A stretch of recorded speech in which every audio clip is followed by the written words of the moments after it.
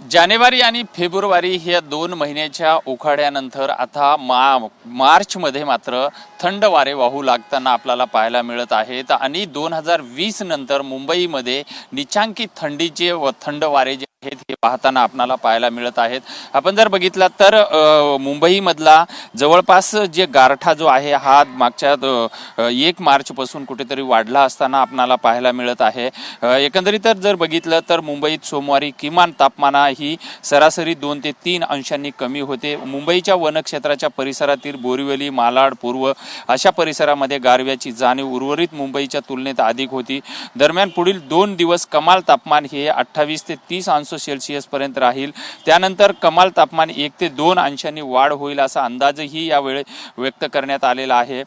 जवळपास जे उबदार कपडे जे होते हे घरामध्ये ठेवलेले आता ह्या थंड गारव्यामुळे कुठेतरी बाहेर काढताना लोक आपल्याला पाहायला मिळत आहेत। कुलाबा केंद्रामध्ये सोमवारी जवळपास 28.5 अंश सेल्सिअस तर सांताक्रूज केंद्रात 29.4 अंश सेल्सिअस कमाल तापमानाची नोंद झालेली आहे आणि 2020च्या नंतर मार्च मधील निचांकी किमान तापमानाची नोंद जी आहे ही सोमवारी झालेली आहे। कुलाबा येथे 19 तर सांताक्रूज येथे 17.9 अंश सेल्सिअस किमान तापमान या ठिकाणी नोंदविण्यात आलेलं आहे।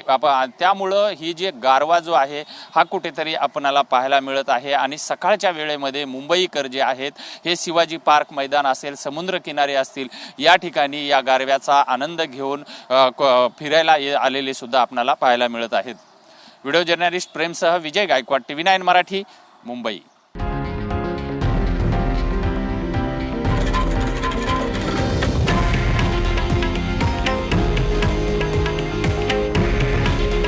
हे आहे देशातील नंबर 1 न्यूज नेटवर्क आणि आपण पाहत आहात TV9 मराठी।